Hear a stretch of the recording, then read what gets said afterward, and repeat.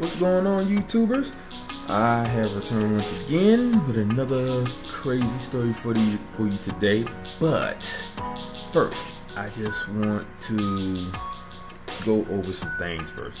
The first thing I want to go over is the fact that if you saw the previous video about the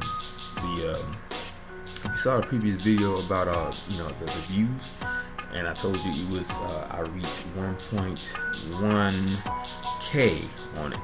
Well, now it's close to like at least almost 4,000 views, and that is for the interview video that I made about a person who actually had a harrowing experience in Brown Mountain National Park. And I am so excited about that because excuse me, that was my goal, to get where I need to get with all these videos, because I told you I wanted that video to go viral, and you guys helped me out, and I really appreciate it, and I owe it all to you guys. So excuse me while I celebrate.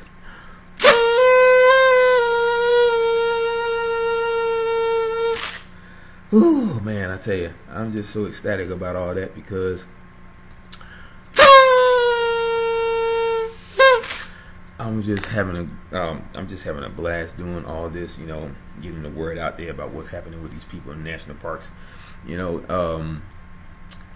everything that's been going on with these people, and the fact that nobody's getting a chance to find out what really happened to their family members or whoever else, even their friends, I'm glad that I am doing my part in helping these people understand what's going on. And the person that I interviewed a couple of days ago, last week, definitely opened up the doors for all that, because you guys are flooding in with your stories. And if you ever want to get interviewed for get interviewed so you can put it out there, let people know what happened, which needs to be happening. The truth has to come out at some point. You know where to find me, right here on YouTube. My email is in the description box below, and I'm just here to make sure that everybody understands what's really going on, and you guys can help by letting everyone know that they're not alone, and that you have these same experiences too. So I want to get started on some updates right now, and the updates will be for her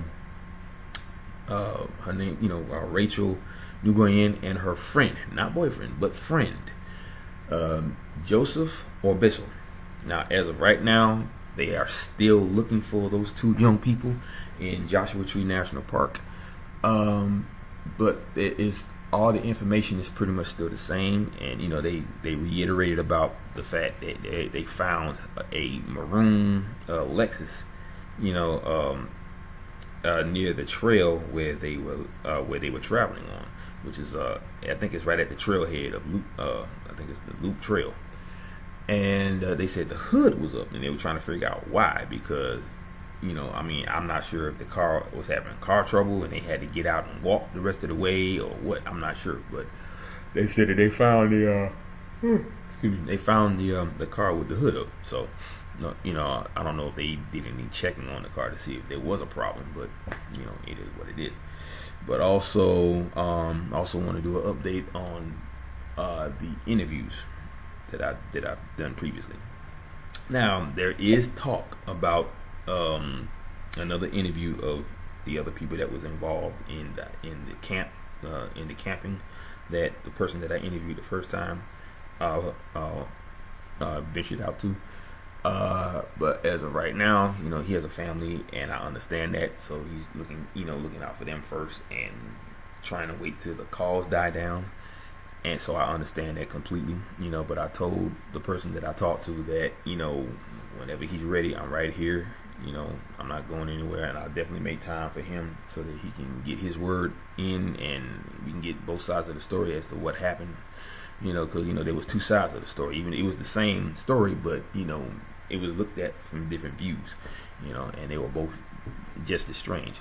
So that's pretty much it on that part. But I wanted to get into the new story today, which is about a man named Ronald Kirk. He was around 46 years old when he disappeared. This was around Las Vegas, the Las Vegas area. Okay, now when Ronald Kirk disappeared in Red Rock Canyon in January, people who knew him and some who didn't gathered by the hundreds to scour the conservation area calling his name. Hikers on the ground and helicopters in the air spent hours, then days, searching for the missing 46-year-old. But every effort to find him came up empty. Kirk's body was finally found by happenstance on Saturday in a rocky area with established trails running through it. Not far from one of the Red Rock's most popular challenges, Turtlehead Peak. Rescue workers had already searched there, but failed to spot the remains in plain sight. Okay, now this is the part that really gets me, because it says right there that they have searched that area numerous times, but they failed to find, the remains of that person, at the time when they were looking. So obviously, when they came back, bam, that's when they found them. And that happens a lot in these cases. It's like they look and look and look more than one time, and then they never find them. And then bam, they come back, boom, there it is. It's almost like someone was watching them as they were searching, and then when they least expect it, that's when they place the body there, and then they find them. And that's definitely what it sounds like. Las Vegas police spokesman Bill Cassett isn't surprised by that at all. Even experts, specially trained to find people missing in the wilderness, can walk right by their targets without even knowing they were there. Now, this guy Bill Cassell, he's a veteran of the Metropolitan Police Department's search and rescue team. But here's my problem. Knowing that this happens all the time, and it happens in a weird way to where they can't see him. Now, they say it's because the body has, it blends in with the terrain and all that stuff. But at the same time, it happens too many times. And sometimes I feel like they just saying that because they know they looked more than one time and they couldn't find the person, and all of a sudden, bam, there's the body. So obviously something weird is going on, and they know that, but they don't want to look. They don't want to be looked at as people who can't seem to find the person that they're looking for. So they add this little tidbit here to say that the body the remains seem to always blend in with the surroundings. I'm not saying that it can't, but that still sounds a little far-fetched, because it happens too many times. I mean, you would think that you would find a better way to find the remains of a person that died out there, so that you won't have to keep going through that. It just doesn't make any sense to me. So that's why I think that they say that, just so they'll make themselves look good. Knowing that they can't seem to find the body. More than like they can't see the body after looking for the person 50 times over. But anyway, okay. Now, Kirk's body was not obscured in any way, but it blended in with the color of the surrounding terrain. Like I said, that still seems to be far-fetched because it just keeps happening. But anyway, it was perfect camouflage. The rocks and terrain hide people very, very well out there. Now, the Clark County Coroner's Office used dental records and help from Kirk's family to positively identify remains on Tuesday. Now, the dead man's brother, Daryl Kirk, Daryl Kirk of Seattle, said Sunday he suspected the worst when the keys of Kirk's Jeep were found with the body. The coroner's office has not released a cause of death, but foul play is not suspected. Now, see, that's another thing. No cause of death. So, what are they planning to say, or what did they plan to say since this happened back in 2012? That part isn't in here on this page, but when you can't find a cause of death, there's a lot of things that's going to be said. They're gonna say, like, accidental drowning or death by whatever. It just depends on what they're going to come up with. They'll probably say hypothermia or he succumbed to the elements. Now, they just said they found the body. They didn't say where they found the body, like, in a frozen creek bed or wherever else. They just said they found the body after looking for all this, because it was in rough terrain. So maybe the body was just in an area where there was no water. Maybe it was mud. Who knows? But none of that was ever mentioned. So obviously they must have found the body in a weird way. They didn't even mention the fact that the clothes were still on the body, or that they were. So he was worn and tattered.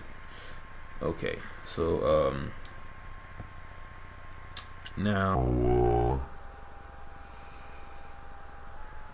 Cassell, he declined to pinpoint the exact location of the remains, but said they were found in the vicinity of Turtlehead Peak and Sandstone Quarry, but not along the most heavily used trails. Heavily used trails there. Now, the steep 5-mile trek to the top of Turtlehead Peak is one of the most popular difficult trails in Red Rock Canyon. On sunny weekends, the parking lot for the trailhead and Sandstone Quarry frequently fills to overflowing. Hundreds of Kirk's friends and family members searched a 16 square mile swath of the recreation area after his red Jeep Wrangler was found by a running buddy on January 23rd in the parking lot of Calico Basin. The disappearance of such an experienced hiker and trail runner attracted considerable media attention in the valley. Now, Cassell said rescue workers and volunteers put out a tremendous effort to locate Kirk, but there are times when the terrain thwarts even the most experienced and well-equipped search teams. It's happened to him. Now, Cassell said he has been standing within 15 feet of the body but never spotted it, and probably never would have until a helicopter circling overhead told him exactly where to look. They said, go 10 feet that way, and there the victim was. Okay. Now, it also says to contact reporter Henry Breen at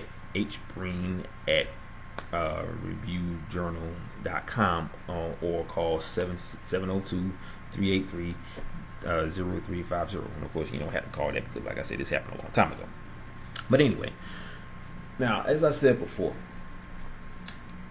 to every person within the sound of my voice from this video, if you have a harrowing story to tell about your experience in a national park, you have every right to talk about it. You may feel a little frightened about it or a little scared because you may have had some experiences with people monitoring you, maybe, but you have rights just like everybody else. If you had an experience in a national park and you may have footage or photos and you want to talk about it, you know where to find me. You can hit me up with a comment, in one of my videos, and you let me know that you got something you want to talk about. You can send me an email. Email me your phone number, and I'll call you back, and we can set up an appointment to talk about it. In an interview on one of my upcoming episodes. So all I know is that everybody has a right to talk about it, and you don't want to let anybody tell you otherwise. Now, there's going to be times where apparently the National Park Service, rangers, or whoever else is going to throw their authority on you and try to say that they want to confiscate your phone because you were recording stuff that you weren't supposed to be recording in a private area. That makes no sense to me, because for this to be, even though it's a federally owned monument, it's still a place where hundreds and hundreds of people can come there to enjoy the wilderness and, you know, the scenery of the woods and whatever else. Hike. They can hike, they can walk, they can jog, they can camp. So how does that make that private property? If it was private, then nobody's supposed to be on it. So for them to say that, that's a downright lie. Okay. Now also, the woman that I interviewed the first time, she had a recording of what they were trying to say to her. Let's see, I had it, but because my phone locked, you know, it went all the way back down to the very bottom of the screen. So I gotta pick it up again, and this thing keeps acting up. Okay. As soon as I can get it at that point, I can play it for you. Let's see. Try to get this as fast as I can. Okay. There we go. Now I'm going to edit a good portion of it around the part where they mention her name, because that's not what I'm trying to do here. Let's see. We need to conduct a follow-up interview concerning your experience in the Brown Mountains. Contact us within 48 hours to set up an appointment. Again, contact us within 48 hours to set up an appointment. Thank you. Okay. Yeah, that's the voicemail that she keeps getting from that so-called National Park Service. Now, correct me if I'm wrong. If you want to do a follow-up on a person that went into that national park and had an experience, especially after she showed you the videos, she showed you the footage and all the photos that she took, and you're saying that you want to make sure they are right. She tells you they are right. You told them everything you need to know, but yet you still want to do a follow-up. But you're going to use an English accent type voicemail to tell a person that you need to call us. I'm not calling you if you're not telling me yourself that you want to follow up. Why are you going to use a recorded voice and an English accent at that? I mean, what's up with that? One of my commenters said the same thing. You know, what's up with the English accent? You know, that makes no sense to me why they would even do something like that. If you want to talk to someone, use your own voice. You know, you got like you scared to talk, you know, so that they'll recognize your voice, or you'll get made or something. I don't know. That part I just don't get, and why they would do something like that. But, you know, it is what it is. But like I said before, anybody out there that has a story to tell, if it's a UFO experience, an abduction, because I want to get into all areas, you know, now since I done reached a certain level with, you know, with the views, I want to get into all kinds of things. I want to get into people who have had UFO abduction experiences, people who have been into national parks and had a very strange experience that you probably are confused about, or people probably will think you're crazy if you did say it. But if you come here, you're not alone. Okay, this is a channel for people that have an open mind. Okay, people who come up with some strange theories to answer a lot of the questions, which is what I've always done, and every single theory I've come up with has come true ever since that interview. Okay, so that lets you know that a lot of this stuff is actually happening, you know, and the truth has to come out, you know, and the truth will come out when it's time for it to come out. That's the thing, you know. I'm here to make sure that all of the truth comes out right here on this channel. Okay, this is not one of those channels where you're gonna just constantly talk about the cases and not try to figure out what exactly is going on. That's what I'm about. I'm about, you know, theorizing the facts, you know, and coming up with something that will basically answer what's going on with all of this.